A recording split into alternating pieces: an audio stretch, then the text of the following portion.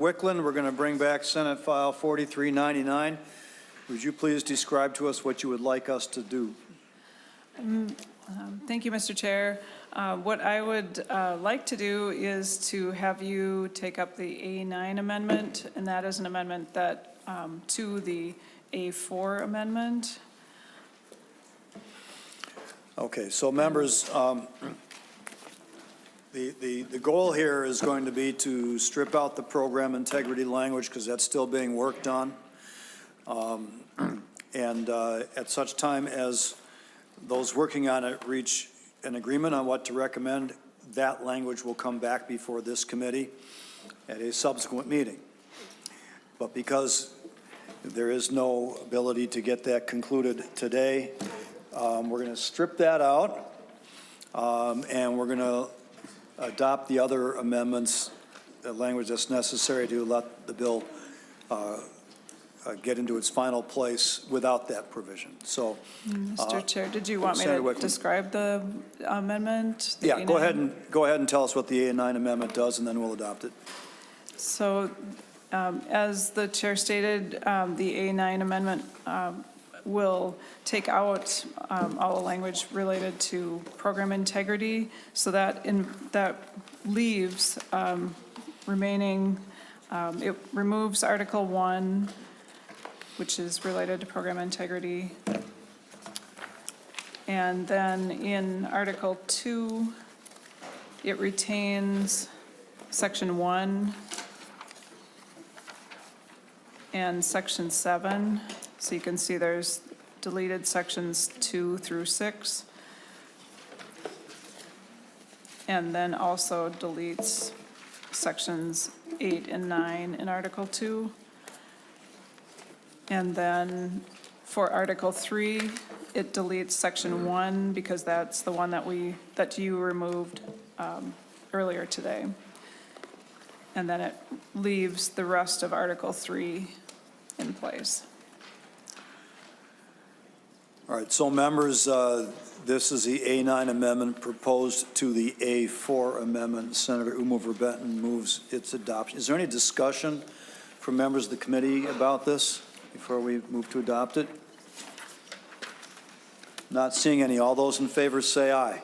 Aye. Opposed? Motion prevails. The amendment is adopted.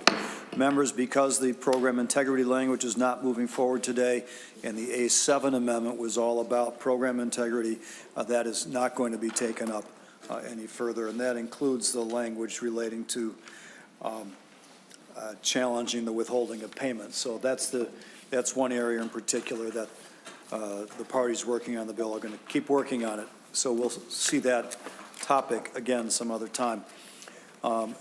We've already adopted the A6 and the A5 amendments to Senate File 4399. The only thing left to do now is to adopt the A4 amendment as amended. Is there any further discussion on that? Not seeing any. Senator Oumou Verbeten moves the A4 amendment as amended. All those in favor say aye. Aye. Opposed? Motion prevails. The amendment is adopted. Is there any further discussion on Senate File 4399 before we lay it over? I'm seeing discussion, but not on Senate File 4399. Right. No, I was taking a shot at Senator Kreun over there, but he was having a discussion and not paying attention. Nothing. Nothing. Senate File 4399 as amended is laid over. Thank you, Senator Wickland. Now, Senator Limmer. Just a question on process, Mr. Chair. I think I heard you correctly this morning saying that this might be the last Judiciary Committee. And just recently, I heard you say something else. And if there is a future meeting, do you think we could do it on any other day than Friday, Saturday, or Sunday? Senator Limmer, I know you would like to be done with Judiciary once and for all finally here, but we can't let you go that quickly. It'll depend on the floor schedule. All right. Yeah, that's that's really what we're at the mercy of right now. So, You keep leading us on, Mr. Chair. Mr. Chair, I think that's called Senator Wesson. Lucy in the football. Mr. Chairman. Senator Pappas. Senator Limmer, they just want to hear more farewell speeches from us, I think. Great. And anyone else who wants to make cultural references that half the people in the room will not understand, go ahead. Lucy in the football. All right, now we're going on to Senator Dibble, Senate File 4944. Members, this is an informational hearing only. We will not take any formal amendments or action on the bill, but we wanted to have an opportunity to share these proposals this session to be worked on and further developed after this. Senator Dibble, why don't you tell us what the bill is about, and we'll go from there. Thank you, Mr. Chair. I wanted to make a cultural reference regarding Senator Limmer first, though. Showing up. He'll understand. Looking like a House member here, I see. All right. Thank you, Mr. Chair and members, for the opportunity to present Senate File 4944. Especially thank you, Mr. Chair, for allowing us to take a little bit of your time, hopefully, because this is informational only, but it is a very big, represents a very big body of work that was started last year when we did we wrote Chapter 308C to establish and modernize and give a legal statutory framework for housing co-ops. If you recall, we did a delayed effective date on that for later this year, and then a week or two ago, with the indulgence of Senator Kreun, we delayed yet another year the effective date for Chapter 308C to give us some more time to work through all the elements. Also, the bill kind of showed up a little bit late this year. It's a big bill, as you see before you, and it encountered the proverbial bottleneck at the revisor's office. There's just a lot to it. So very quickly, the Chapter 308C, what appears before you today is a couple of things. One is a second look at what we did last year and making a lot of technical and language changes. Upon second look, it looked like we could go at some of the subjects a little bit better, with a little more tightening up of a few definitions and providing for some procedural and governance tidiness and that sort of thing. But the crux of it was really looking at all of the elements in what we call 515B, common interest communities, consumer protections, and figuring out what elements of 515B make sense in this context of housing co-ops, which are very different than condos and homeowners association, but some of the consumer protections are very, very important to emulate and reflect in 308C. And so, the very short version is a lot of the language that was appropriate was brought over from 515B, and then some was adapted so that it was more pertinent to the co-op housing model, which is very different, like I said, from home ownership or rental housing or common interest communities. Just very quickly, at its core, and if you already know this, forgive me, cooperative housing is a model in which residents do not own their unit directly. Instead, they own a membership share in a cooperative corporation, and that membership gives them the exclusive right to occupy a home under a proprietary lease. It's modeled in democratic governance, long-term housing stability, and oftentimes, and we kind of pull these threads apart in the new draft, permanent affordability. It's widely used in resident-owned manufactured home communities, affordable housing, senior housing, and urban multifamily housing, and it is a very effective and has a lot of efficacy for keeping housing stable, locally controlled, and accessible over the long term. So as I stated earlier, what you have before you, the previous version of 308C, or what currently resides in statute, relies heavily on cross-references to Chapter 515B, and it creates confusion because co-op boards members face confusing, mismatched legal standards. Lenders and title companies face uncertainty in underwriting co-op housing. Developers encounter barriers to building new co-ops, and residents lack clear, consistent consumer protections tailored to their ownership structure. So to the consumer protections that are now explicitly in 308C, there are mandatory disclosures and 10-day cancellation rights for both initial co-op share purchases and resales, ensuring incoming buyers have governing documents, budgets, and material information before committing. And if you really want to follow along closely, you can find those in section 91, 92, 94, 95, and 96. It provides for resale disclosure certificate requirements to prevent hidden liabilities. You can find that in section 93. Provides for developer accountability provisions, including requirements to deliver disclosure materials. All of those developer pieces are in sections 92, 94, 88, 89, and 90. It has express and implied construction warranties, including workmanlike construction and compliance with law in sections 104 and 105, and limits on warranty disclaimers for residential units in section 106. And it provides for the development and ongoing governance safeguards to require annual financial reporting, including reserves, capital expenditures, and insurance coverage in sections 38, 98, and 99, required preventative maintenance planning and budgeting, section 80, requirement for insurance and rebuilding following casualty laws, and that's section 79, and clear disclosure obligations when converting from other statutory structures into 308C, so it gives the right to move the existing co-ops that we have, senior co-ops and the like, or if someone, a group of people would like to transition from the traditional CIC to this model, they are provided for in sections 33, 34, and 35. That's my presentation, Mr. Chair. I'm willing to do a walkthrough of all 102 sections if you like. I have the outline here, but otherwise I'll have two individuals who are much more intelligent than I am who helped write this language, who can testify and respond to questions. All right, well, why don't we go ahead with the testimony then. Jason Paschal, did I pronounce that right? Go ahead and identify yourself, and we'll hear what you have to say. Excuse me, Mr. Chair, 120 sections. Okay.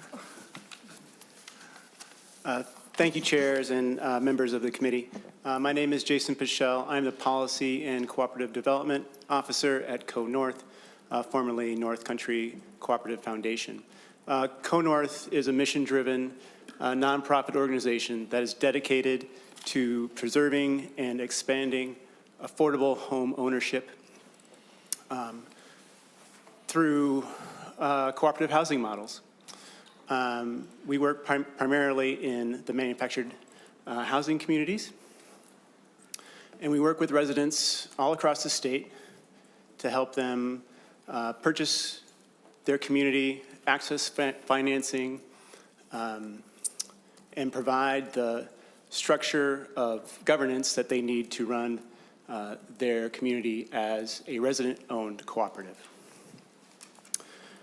In addition to our development and our financing work, Co-North also has a pivotal role in policy and systems change. We partner with residents and lenders,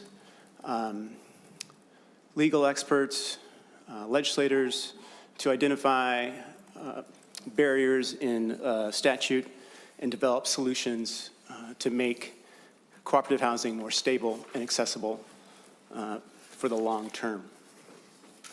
Our involvement in Chapter 308C is directly informed from this work on the ground. We see firsthand how cooperative boards who are staffed and run by the resident volunteers navigating a legal framework that was not designed for cooperative housing. Many of these communities, as Senator Dibble pointed out, operate with statutes that were intended for worker-owned businesses and agricultural cooperatives.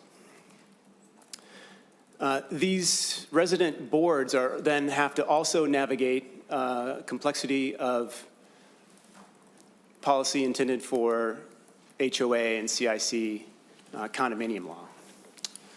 That overlap has created confusion, it increased the legal costs, and in some cases it introduces risk to the very basic foundations of democratic governance of these boards and communities. Because we are working at that intersection of resident governance and financing and legal compliance, we are in a unique position to understand the statute and what works and what has not. The rewrite of 308C is a result of that experience. It is informed not only by the legal expertise of Joe Nemo and Senate Counsel, but also the real-world challenges faced by the communities that we serve. Our goal with this work has been straightforward, is to create a statute that is clear, internally consistent, and designed specifically for how housing cooperatives should operate, while maintaining the strong consumer protections that Senator Dibble just laid out. And I'll pause there, and we'd be happy to take any other questions. Thank you, Mr. Paschal. Mr. Nemo. Thank you, Senator Letts. My name is Joe Nemo. I'm an attorney with the Arthur Chapman Law Firm in Minneapolis. I practice in the area of cooperative law, housing cooperative law, and do that both in Minnesota and throughout the United States. In Minnesota, most of my work has been with senior housing cooperatives. There are approximately 95 of them in the state of Minnesota today. Most of those are through the HUD Section 213 program, Section 213 of the National Housing Act. And so I handle everything from organizational document development, entity creation, through mortgage finance, and then member issues. And I was brought into this project to help draft, modifications to 308C this year. Mr. Chair. Senator Dibble. I wanted to mention that Brian Lake did get in touch, Brian Lake from the bar, but he has a conflict, so he wanted me to share that the Bar Association will be reviewing the bill and plan to complete their work no later than the end of summer, working with these fine people, and iron out if there are any remaining technical recommendations. They intend to do so well in advance of next session, and they look forward to seeing the bill getting passed next year. So that's the word from the bar. Wonderful. Thank you for doing all that legwork. It makes passage around here a lot smoother. Any discussion or questions for Senator Dibble or any of the testifiers? Senator Kreun. Thank you, Mr. Chair. And thank you, Senator Dibble, for bringing this bill forward and allowing me to be a co-author on it. My interest in cooperatives goes back to 1987.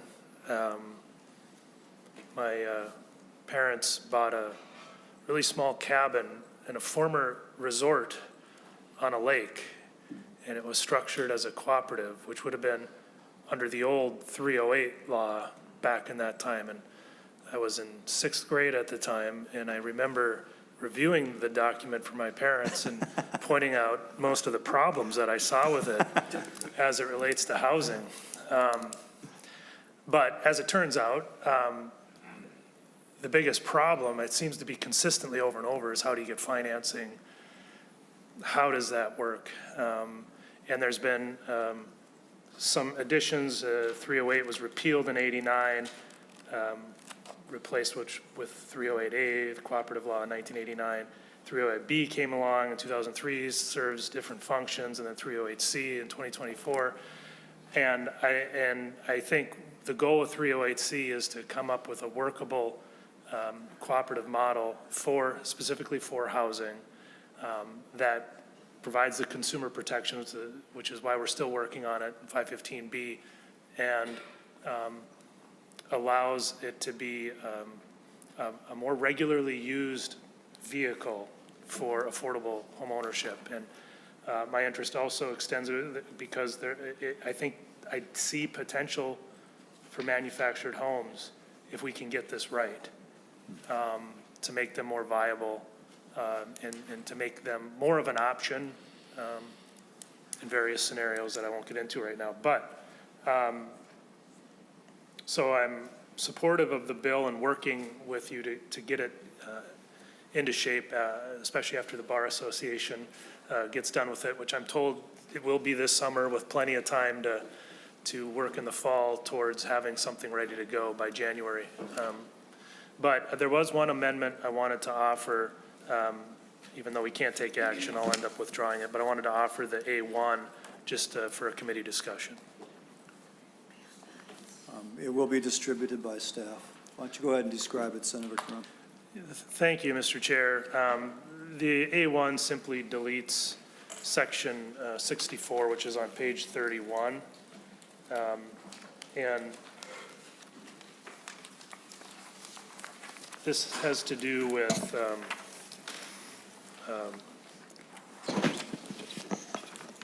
annual meetings. And I just wanted to put a pin in this just to get the committee discussion and the testifiers' opinion to see if we want to make this change going forward. But the way that it was originally written, it would require the entity to have annual meetings at least once a year. This change that's in the bill would kind of take away that requirement and allow the entity to meet more infrequently than that. And seems to me that it might be a good idea to leave it the way it was. And if we're going to have these entities self-governing and up and running, it seems to me that even in the digital world where this could theoretically be done without a formal annual meeting, it seems like it's still a good idea to make sure that that annual meeting takes place at least once a year. So that's the amendment. Just wanted to get your thoughts on it. Senator Dibble. Thank you, Mr. Chair. Senator Kreun did indicate to me earlier this morning by email that he'd be offering this, and it seems perfectly reasonable. I haven't discussed it with my friends here, but, you know, as I scanned through the bill, there's frequent reference to the annual meeting. I think it's presumed there would be an annual meeting, so this change would make sense. So by deleting section 64, it would revert to the existing language, which says, you know, regular meetings shall be held annually at a time determined by the board unless more frequent meetings are provided for in the bylaws, which would accomplish the goal. I would look to my testifiers to see if they have any response or any indication why the change was made to unless otherwise provided for in the bylaws in striking more frequent. Do we know? Any thoughts, Mr. Neal? Senator Latz and members, I am not entirely sure, but I think that we were trying to clean it up for consistency, either with 308A, maybe. When 308C was drafted initially last year, it relied heavily on 308B, and so 308A is an easier model to work off of because a lot of the provisions in 308B created additional issues for a housing cooperative in making it fit, like having institutional or corporate members who don't live there. And so my suspicion is that in trying to return some of these basic principles for the, you know, basic structure, we relied more heavily on 308A and 515B. My guess is that language is sitting in one of those two acts, and it was used. I don't see any issue with the proposal, and I would say that most lenders are going to require an annual meeting anyway if they're lending money. You know, most of these projects, the senior housing co-ops, they may, you know, on average, they've got $30, $35, $38 million mortgage on the entire project. Every member is paying debt service on that. So they really want to make sure there's an annual meeting happening and that governance happens. So I think that's fine. Any further thoughts on that? Discussion from members. Senator Kreun. Mr. Chair, since this is an informational meeting and we can't really take action on the bill or anything, I'll just withdraw the amendment and put a pin in it for next year's draft. Thank you. All right, any further discussion on Senate File 4944? I'm not seeing any. Senator Dibble, any final remarks? No, just thank you very much again for your indulgence. My special request to have an informational hearing on a very substantive matter. You know, if the voters will have me and I'm back here next year, I'm super, super excited to get this shaped up and shipped out and passed. It's a very, very powerful tool for low barrier entry into home ownership. That has to do, of course, with the limited equity co-op concept that's spelled out here as distinct from senior co-ops or market rate co-ops. And it would create just a fantastic opportunity for a lot of people in Minnesota, solve some of these mobile home park problems that we heard a lot about on the floor the other day, where people would control their own destiny, and we could extract ourselves from pleasant kinds of debates like we had the other day, and it would be just a really, really great tool to extend prosperity and stability in people's lives in Minnesota. So thank you, Mr. Chair. Senator Dibble, with the same caveat about next year, if I'm still chair, I'll be glad to schedule it early so we have time to get it done. Great, thank you. Thank you, Mr. Chair and members. All right, Senate File 4944 informational hearing is concluded. Next up, just that last one. Senate File 4997. Senator, who's going to present it? It's going to be Senator Kreun's Kreun? A1 amendment to that. We're just using that file. All right. So this is a Senator Maye Quade Senate file, but Senator Kreun, that's just going to be used as a vehicle. Senator Kreun is going to present a delete everything amendment. Topic is artificial intelligence, chatbot technology. No. No, it's very different. That's the But official we'll- title, but we're going to have Senator Kreun explain it.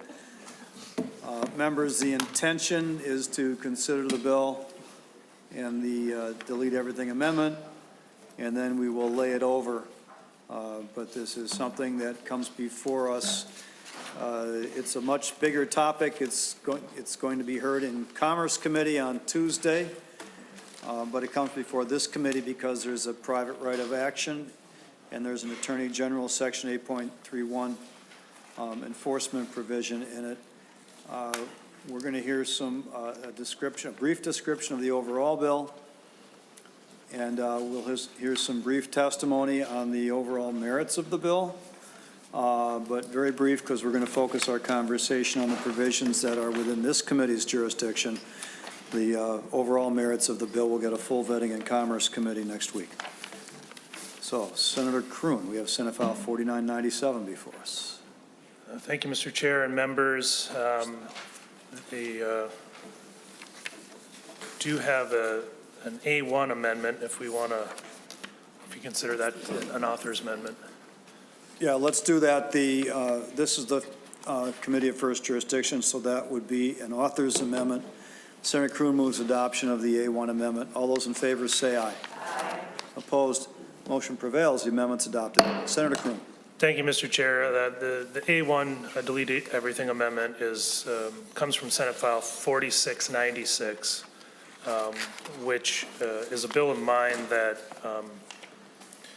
deals with social media platforms. So it's different than the title that was described here. And I'll be brief. I only have a little over a page on the overall merits of the bill, understanding the jurisdiction here in the Judiciary Committee. But members of the committee, we're currently witnessing a public health crisis that operates not out on the streets, but in the pockets of our children.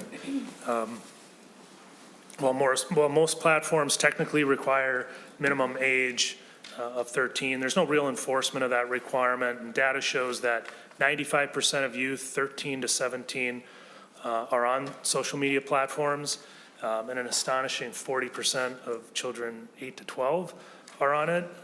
This is having a devastating effect on our kids. Kids, especially under the age of 16, which is what this bill applies to, are developmentally unprepared for the addictive architecture of modern social media. Addictive features like infinite scroll are hurting our kids. According to the U.S. Surgeon General, adolescents who spend more than 3 hours a day on social media face double the risk of depression and anxiety. And estimates are that teens today spend upwards of 4.8 hours per day on social media. We have addiction issues. Research indicates that roughly 45% of teens feel they spend too much time on these platforms. Nearly 25% meet the clinical criteria for social media addiction. Mental health, 46% of adolescents report that social media makes them feel worse about their body image. Safety, we got cyberbullying issues reaching record highs. 2025 data shows that 58% of U.S. students have experienced cyberbullying in their lifetime, with younger children aged 10 to 12 seeing a 46% spike in those reports. The legislation that's before you, Mr. Chair, does not ban social media. It introduces common sense safety standards that we already require for every other physical product our children use. It requires parental consent, verifiable consent for those under 16. And then if a social media account is open for somebody under 16, it has limited features for that account. So they don't get the full-blown account. So features like infinite scroll and then some privacy defaults and that sort of thing would be for that under 16 account. I understand there are some tech companies that oppose the bill. It may require extra steps and more work if they want to continue to give their advertising customers access to these teenage users. But this bill is a necessity. It's coming. We need to regulate kids on social media. We have all sorts of special protections for minors all across our statute books. We often require companies to treat minors, especially young minors, different than adults. And we shouldn't allow unregulated algorithms to dictate the mental health of an entire generation. 48% of teens themselves now admit that social media has a mostly negative effect on people their age. They're asking for boundaries, and I can say parents are begging for help. Speaking for myself, if you would have asked me about this concept even 10 years ago, I probably would have said, it's not the government's job to regulate these companies. It's the parents' job. That would have been probably how I would have thought about it. But now, having been a parent, I realize parents are completely incapable of fighting this fight. Technically incapable, technically illiterate in some cases. And it's impossible for them to keep up with what their kids are doing online and whether or not they're on these social media applications. And so, Mr. Chair, I do have some testifiers, but I'm happy to walk through the sections within our committee's jurisdiction before or after the testimony, however you would like to prefer to proceed. Senator Kreun, are your testifiers in connection with those provisions or more generally? Mr. Chair, I have 3 student testifiers that would be more generally to their experience, and then 1 testifier on the specific to the jurisdiction. So why don't we do the 3 student testifiers to the bill generally, and then we'll have you walk through the specific provisions and we'll hear the testimony on that. Very good, Mr. Chair. Thank you. And we'll just ask each of the student testifiers to keep your testimony down to about 2 minutes, please. Thank you for being here and for sitting through the Judiciary Committee today. Exciting, I'm sure. Yes, yes. Maybe you can get some extra civic credit or something like that. Go ahead and introduce yourself, though, too. My name is Ruby Eichenbrock, and I am a high schooler in Minnesota. Thank you, Mr. Chair and Committee, for allowing me to testify in support of Senate File 4696. I would like to use my teenage years to enjoy the process of growing into a responsible, self-disciplined person. This is very hard when constantly being tempted to waste time online. I have YouTube and Pinterest accounts, and when I start scrolling, it's hard to stop. The algorithm keeps feeding me videos to keep me on, which benefits the social media companies at the expense of teens' development. This makes it very hard to practice self-discipline and use my time wisely. Now, I could simply stay away from these platforms, but I find them so helpful for my schoolwork and communicating with my friends that I would like to continue to use them. But my experience would be greatly improved if I had the help to say no to endless scrolling and autoplay videos that I did not ask for. This temptation to stay online is not limited to my schoolwork responsibilities, but also shows up in real-life social interactions with other teens. For example, I play team sports, and during more than one team bonding events, some of my teammates are not participating in real life, and instead they choose to be on their phones, scrolling social media, which makes me discouraged. Since they don't participate in these team bonding events, it's harder to be a team and lift each other up or build relationships outside of the sport. If Minnesota had legal tools to force these billion-dollar platforms to help us choose healthy online habits, we could have a better chance to grow into mature, responsible adults.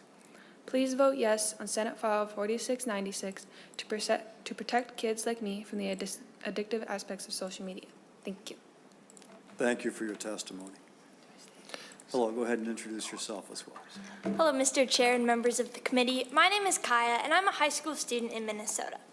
I'm asking you to support Social Media Bill, Senate File 4696. Social media is a complex issue that has had an emotional, physical, and mental health impact on my generation, and both the state and parents should have the opportunity to hold social media companies accountable under law. This bill does that. Parents should have this right because social media has addictive features that are built to draw their teens in and consequently affect their teen self-worth. Social media addiction decreases interactions between teens and their peers, causing them to miss out on making long-lasting relationships. Teens are more easily engaged with their screens and phones than the people standing right in front of them. This is easily observed in schools. Before school, at lunch, and after school, teens are more often interested in looking at social media platforms than interacting with their friends. While these apps claim to make my generation more connected, many people my age feel disconnected and lonely.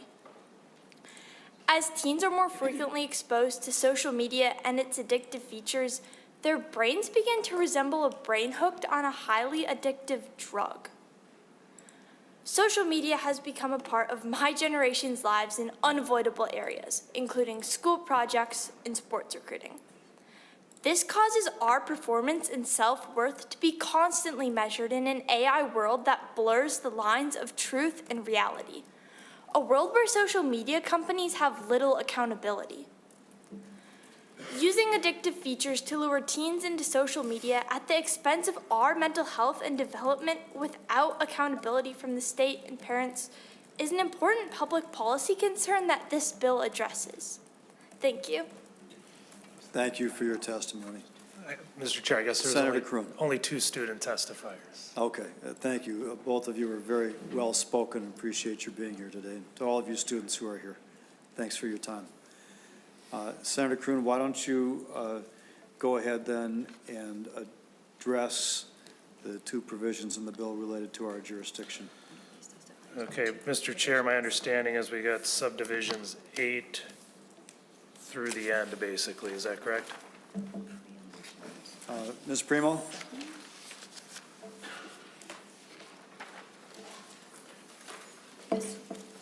Mr. Chair and members, I also identified subdivision 7 because it requires documentation on parental consent.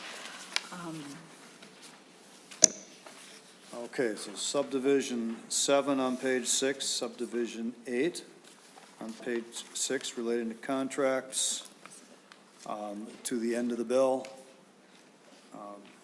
And was that it? Well, 9 and 10. So those 4 provisions, whereas there was a private. Subdivision 4 on privacy limitations. Sort of.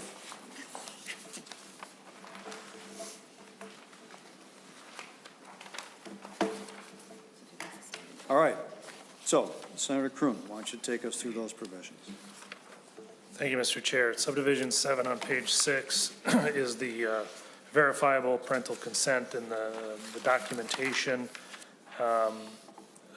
that's required of the social media companies to retain. That is for, to defend themselves. I'm assuming they would want to retain that documentation if they ever need to prove that they got the verifiable parental consent. So we wanted to affirmatively put that in the statute. Subdivision 8, page 6 and 7 deals with nullifying contracts in violation of this section. And then that's 8A. 8B is basically to clarify that we're covering pre-contract things like terms and conditions and not just formal contracts. So that's kind of belt and suspenders language. Subdivision 9 is the enforcement and remedies, creating a private right of action for a violation of the section. I basically set this up in a way so that there's 3 different tiers essentially for enforcement. The default one is as a result of negligent, reckless, or knowing violations of this section. That would allow for declaratory and injunctive relief, general and special damages, court costs and fees, attorney's fees, and other appropriate relief. That's kind of the base. And then if you go to subdivision 9B, that's limited for reckless and knowing violations. Then you add the $10,000 in statutory damages in addition, or to actual damages, whichever is greater. And then on subdivision 9C is the consistent pattern of reckless and knowing conduct, and then only then would that the punitive damages be available. Subdivision 9D is the what I call a safe harbor provision, which I think is really important. We're not trying to subject these companies to stiff penalties, for honest mistakes when they're using reasonable efforts, which take into consideration available technology and data that's in their possession. So we're trying to work with them and using their own technology as a barometer for this enforcement measure. So I think the safe harbor provision is important. Subdivision 9E is the statute of limitations. Subdivision 10 this just states that a knowing or reckless violation of the section constitutes a deceptive trade practices under 325D.44, and then brings in an 831 enforcement mechanism. And that is the walkthrough, Mr. Chair, of the portions of the bill that are in our jurisdiction.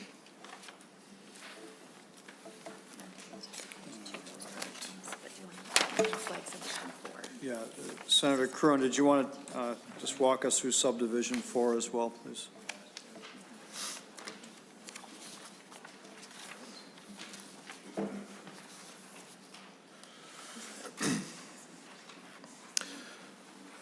Okay, thank you, Mr. Chair. Subdivision 4, the privacy and parental limitations for an account of a child. This would be in a scenario where there is parental consent, and we're talking about the special account for the child, and talking about the privacy settings that need to be set by default to the most private levels, so that in that scenario, there's the most privacy that that company has available to it. And then beyond that, it imposes some requirements on the social media companies about changing those privacy settings and notification to parents. I believe that's it.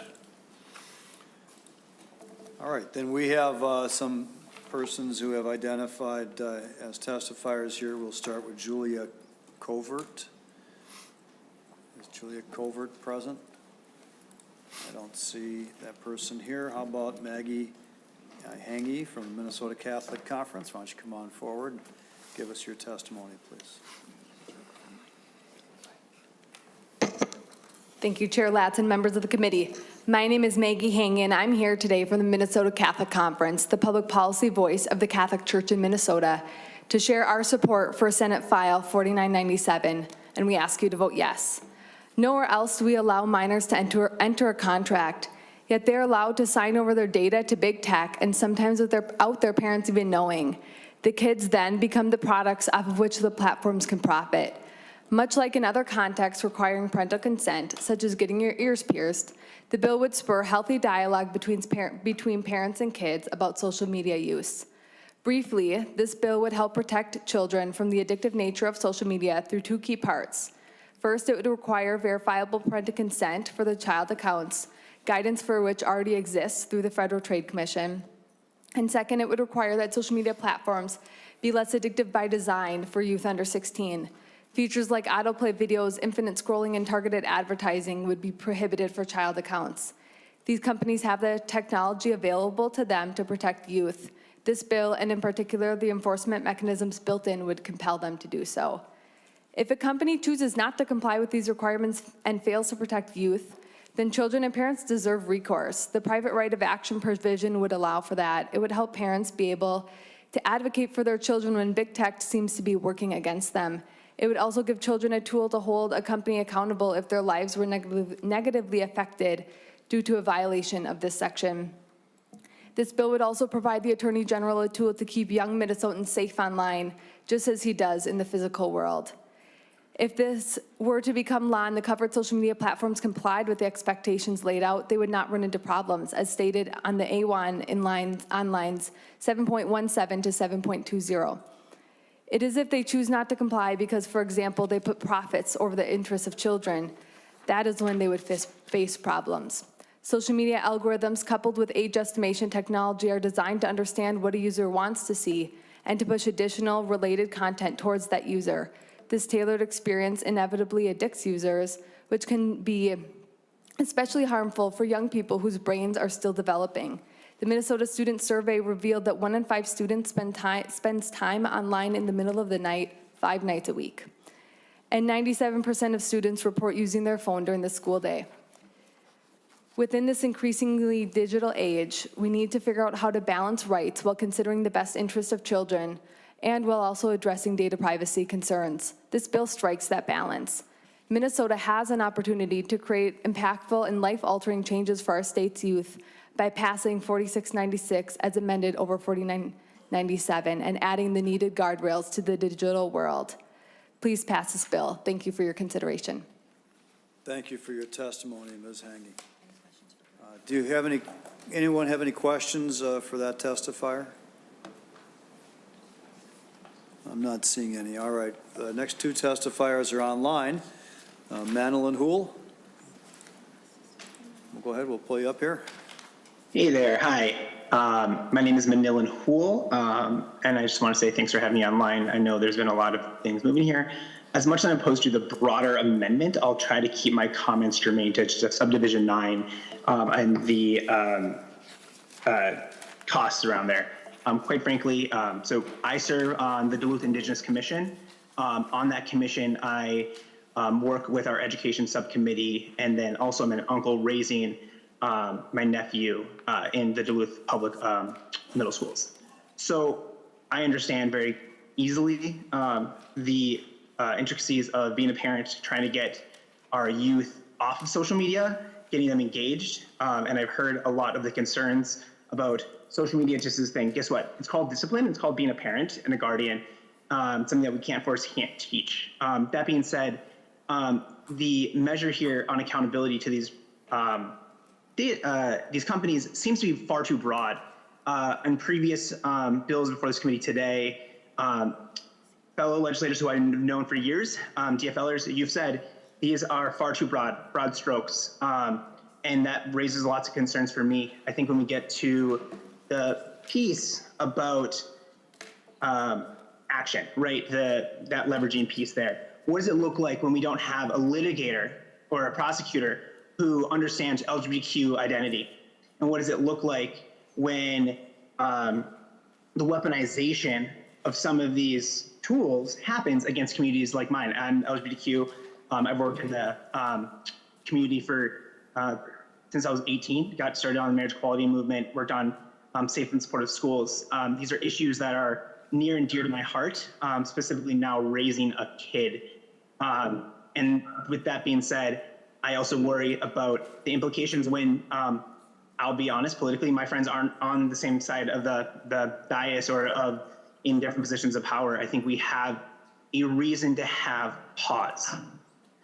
This is moving very quickly, and so I just would leave it at that and encourage DFLers to take a moment to pause and think about what are the actual implications of this bill and how it could impact moving forward. Thank you, Mr. Houle. Any questions from members of the committee for Mr. Houle? Not seeing any. Thank you for your testimony. We also have Amy Boss online. Ms. Boss, welcome. Yes, good afternoon, members of the committee. Thank you for the opportunity to testify, and my apologies that I cannot be there in person today. My name is Amy Boss. I'm the Vice President of Government Affairs at NetChoice, and we respectfully oppose amending the contents of SF 4696 into SF 4997. We appreciate the sponsor's genuine concern for protecting Minnesota's minors online. However, this bill does introduce serious privacy and constitutional concerns that would ultimately undermine rather than advance child safety. This bill doesn't just ask for age verification, it mandates near continuous profiling of every Minnesota user. Companies must estimate age with 80% confidence at 25 hours of use, 90% confidence at 50 hours of use, and update those estimates every 100 hours. To meet these thresholds, platforms must collect and store government-issued identification, behavioral data, creating detailed identity dossiers on Minnesota families. You're essentially mandating a digital ID system tied to every online account.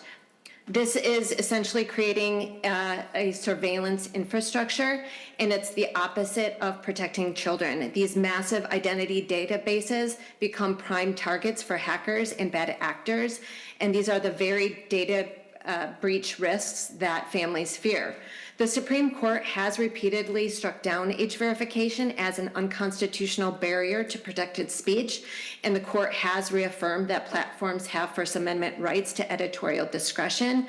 I do want to address the private right of action, the $10,000 per violation, attorney fees, liability until the child turns 18. This does invite opportunistic litigation that will do nothing but incentivize platforms to, again, over-collect even more data to defend themselves. So again, we do respectfully ask the committee to oppose this legislation. Don't build a surveillance or digital ID system in the name of protecting kids. Respectfully, again, urge you to oppose and happy to answer any questions. Thank you, Ms. Boss. Are there any questions from members of the committee? I'm not seeing any. If the online testifiers want to stick around and be available if there are any as we proceed, we appreciate that. All right, we'll open it up for the floor now to consider the bill and ask if you can to focus your conversation on the provisions within this committee's jurisdiction. Any discussion? Senator Oumou Verbeten. Thank you, Mr. Chair. Thanks for bringing forward the bill, Senator Kreun. I certainly support this and am really concerned about the addictive features of social media and really keeping our kids safe. I see the private right of action in the bill, and then also subdivision 10, which gives the Attorney General enforcement. Just from looking at this, it seems that if there's, if the Attorney General does sue and collect damages, that is going into the Consumer Protection Restitution account. I don't know if you can answer that or if council can. It seems like it's going to that account, but I just want to confirm if it's there or the general fund. Senator Kreun, if you know. Well, Mr. Chair, it's in the Deceptive Trade Practices chapter, and I would guess the subsequent sentence would relate back to that, but I guess I should probably defer to council on this one. Ms. Primo. Mr. Chair and members, I'm looking at the statute for the Consumer Protection Restitution Account. It's an 8.37, and that defines the type of action that's subject to this, and it's pretty broad. A consumer enforcement action means litigation in any form or settlement of a matter that could have resulted in litigation by the Attorney General in whole or in part under the authority of the Attorney General provided in Section 8.31 or other authority granted to use 8.31. So I think it's likely that under that statute, this could go into the Consumer Protection Restitution account. Senator Oumou Verbeten. Thank you. I don't know that we have like an answer on that. Well, we got the answer on the question I had, but I raised this just to say I think it's really important that when we do recover after making victims whole, trying to direct that money towards again, preventing this from happening in the first place. And so we've heard a lot of really good legislation this year on kind of holding these tech companies accountable for the harms to our kids. I've certainly raised the need to support crime victim services, but I know Senator Maye Quade has talked about mental health funding, our schools need funding. I just think we should think about the right place to direct those funds. And it might be that we, pass this legislation, see how this goes, and then figure out what we're receiving and a potential fund for that. But I really want to make sure that we have a conversation about where to direct those dollars. And so something to think about as this continues to move. Mr. Chair. Senator Kreun. Thank you, Mr. Chair. I appreciate those comments and would note that the effective date here is pretty far out, July 1, 2027. And that we could further that discussion even before we know how it's going out because of that effective date, because that isn't going to change how companies have to operate or anything like that in terms of where the money at the end might, what account they might go into, is something we could probably do next year pretty easily. Ms. Primo. Mr. Chair and members, I just wanted to clarify as I'm reading more of that statute. So 50% of the money recovered by the Attorney General in the consumer enforcement action, which I think would apply to this, goes into the restitution and fund account, and then the other half goes into the general fund. So it's split between the two uses, two funds or accounts. Senator Oumou Verbeten, did you have any particular alternate account you were thinking of, or just want to get the idea out there so people can think about it? I'm always thinking about the Crime Victim Services account, Mr. Chair, but I also, again, know the authors are really care about the folks who have been harmed. And, there were some bills like the AI notification bill where I think there's a really direct line to victims of domestic violence and sexual assault. I know that the folks who provide those services do provide service to a range of victim survivors and things beyond that may have kind of a direct line to some of these other bills. But even if we're, I raised mental health services, other services that may be in need of funding in our schools, I'm sure we could find places to direct those accounts, but those are a few initial ones that come to mind for me. Any further discussion on Senate File 4997? Senator Clark. Thank you, Chair. Thank you, Senator, for this. I agree we need to figure out how to put speed bumps in here, having teenagers at home and myself. You said in your testimony that we need to, these are addictive for kids. I wouldn't limit it at kids, but I understand why we're limiting this just for kids now, especially on the infinite scroll. So we need to find more speed bumps that slow this down to get folks off. On lines 2.1 through 2.3, and I'm bringing this back in connection to penalties, Chair. I note that the covered social media platform is a social media platform that's earned at least $1 billion in advertising worldwide in one or more of the preceding 3 years. I compare that then to 7.12 to 7.14, knowing that, it's shall be entitled to recover actual damages or 10,000 in statutory damages. I'm just drawn to those two numbers of, that's not a big percentage. 10,000 of $1 billion in the past. And so I would encourage you to look at, is that the right ratio, or is there another more eye-dropping or jaw-dropping or something to grab their attention, knowing that the preceding lines entitled to recover actual damages may be enough. But that's part of where it's $1 billion company. Is $10,000 enough to make them pause? Thank you, Chair. Mr. Chair. Senator Kreun, what would constitute a violation? So are we on page 7 still here, the statutory damages? Yeah, if you look at line 7.13. Mr. Chair, thank you for that question. That would be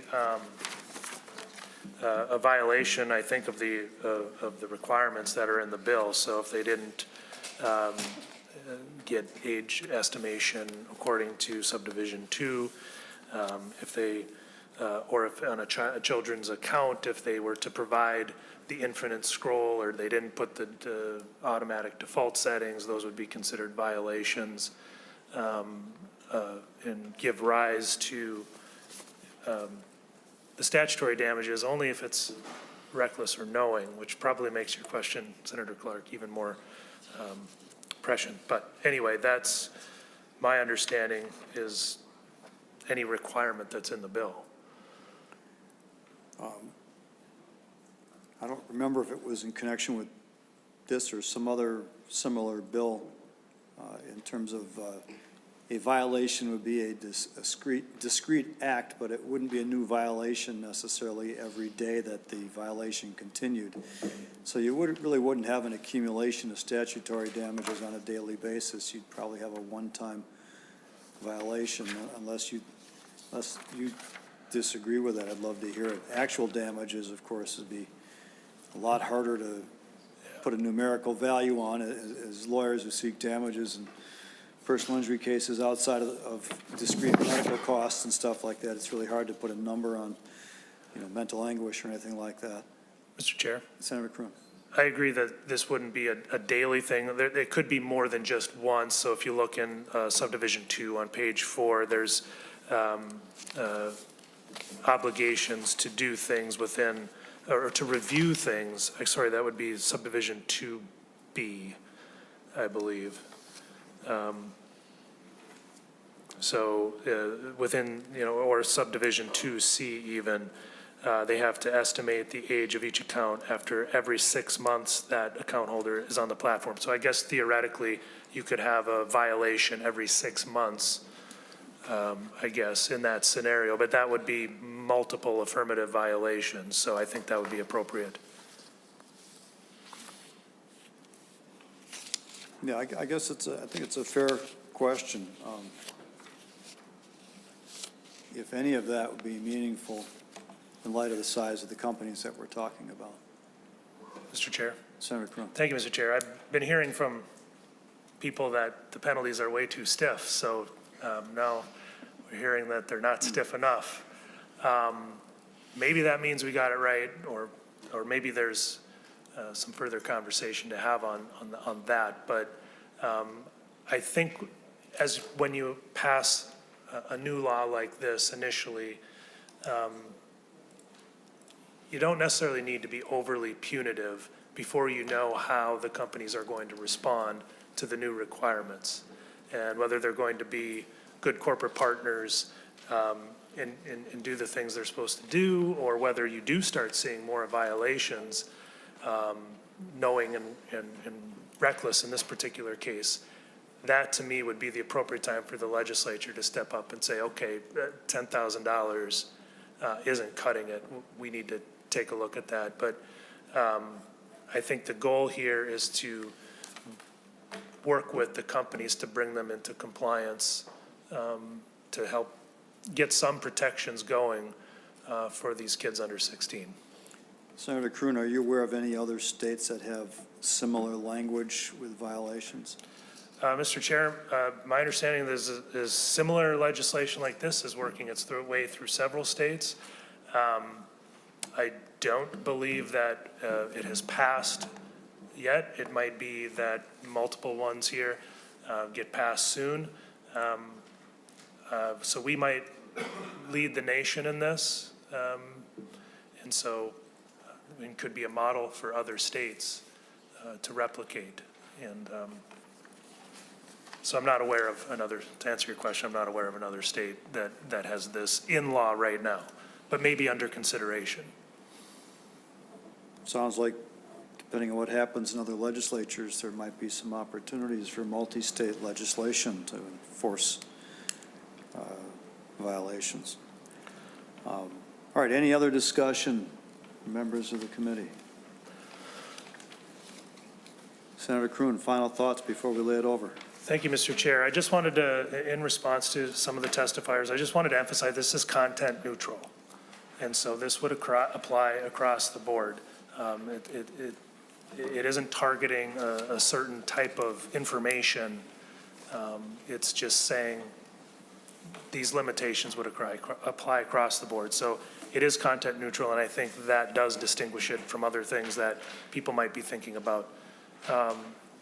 Constant profiling was a concern I heard. I would submit that's already happening. Collecting behavioral data, I would submit that's already happening at very high levels. And concerns about having to surveil, I would submit we all know that that's absolutely already happening. The data breach concern, that's always a concern with any time you give your information to a company. Obviously that's a concern, but it's not a heightened concern in this bill. In fact, it's a pretty minimal concern because it's an opt-in and that a parent would do to allow their child under 16 to have one of these accounts. So I don't think that would be a reason to not move forward with it. So beyond that, Mr. Chair, I would just like to thank the committees for its time. I know that everybody I've talked to, especially those that have kids, but even people that don't have kids yet, understand the importance of this. To Senator Clark's point, adults know how addictive this is. We know how addictive this is. And if it's that much of a struggle for adults like us, imagine what it would be like for a 12, 13, 14-year-old kid to try to have to navigate this. So I think these regulations are coming. I think that this is a well-thought-out bill to get us moving in the right direction to provide some protections to our kids. So thank you very much for your attention. Thank you, Senator Kreun. Senate File 4997 as amended is laid over. Members, before we wrap up, Mr. Neumeister had indicated, and I didn't know this, that he wanted to add some thoughts on the DHS bill that we revisited after our recess. So, Mr. Neumeister, since you're still here, if you'd like to offer your thoughts on that, you're welcome to provide them. Thank you, Mr. Chairman. Can I just understand the status of the bill? It's just laid over, so it's coming back up again? The bill was laid over, but not before we stripped out the program integrity provisions in the bill, because those issues, especially relating to due process, are still being worked on. And so those will come back to us before they get moved forward in the legislative process. But the rest of the bill is going to move separately through DHS, I believe. Because there were certain sections in the bill that this committee was going. Oh, it's on the floor. Part of your jurisdiction. Oh, I'm sorry, Senator Neumeister, or Mr. Neumeister. The rest of the language that we did here is already on the Senate floor. I apologize. I did. It's all right. How it, so did then just for a clarification, was section 3, which amends data practices, and was on page 9, section 5, 1346, Was that ever heard in this committee?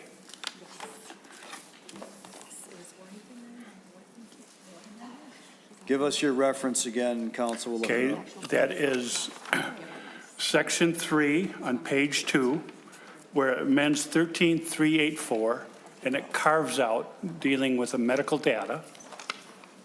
And then on section 5, Hold on, okay. let Council catch up with you here.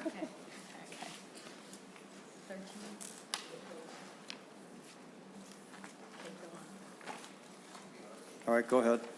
And then on section 5, on lines 9.5 through 9.19, it amends 1346 welfare data. And so my question, see, I was thinking that bill was going to be heard today, you know, that part. So that has never been heard in this. It's already been heard in a different bill, and it's already been heard in this committee. It's 46 on that. I can't hear her and you at the same time. Ms. Primo. Mr. Chair and members, these substantive provisions that are in Senate File 4399 have already been heard and amended in various ways in this committee, but I believe as an amendment to a different bill. And those provisions, these DCT data provisions are now traveling, I believe, in the HS policy omnibus. So my understanding is that nothing related to this issue is actually moving out separately in this committee, but it is in the HS policy omnibus. Which is on the floor? Yes, I think We believe. So we have heard those provisions in the past. Okay. They are now in the omnibus bill on the floor. Mr. Chairman, I very much thank you. As you know, it can be a confusing and all this, but if you just give me 30 seconds, I just want to say this will be my last meeting this year, and hopefully next year I'll be back. But I want, Mr. Chair, and with Senator Limmer, over the last 16 years, one time the chair is a non-chair, but the leading ranking because of the, and then it's other between you two over almost 16 years now. And I've worked, as you know, with both of you closely.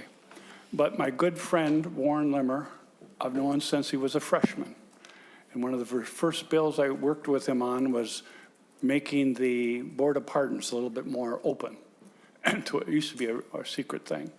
So I want to thank both of you, but also with Senator, former Chair Warren Limmer, who is always, again, I've worked intimately with both of you on a lot of bills, a lot of legislation, have improved it. You've even been authors of bills that I've been. So, but Warren Limmer is one of those folks I'll miss next year, the next time go around. So thank you once again, and I'm glad I kept my streak for decades, still appearing before this committee that, as I've publicly said, many and privately said, is the best committee in my home over the years in helping develop good public policy here in Minnesota. Thank you. Thank you, Mr. Neumeister. You might get another chance if we reconvene to consider the program integrity provisions from the DHS bill. Thank you. Senator Limmer. Thank you, Mr. Chair. Mr. Neumeister, thank you for those kind comments. I only wish there were more citizens like you coming and telling us if we're doing things right or wrong, or just giving us a helping guidance. I've greatly appreciated your insight and your willingness on your own dime to come here and watch what we do. Thank you very much. All right, members. I think that's all the business we have before the committee today, so we are adjourned.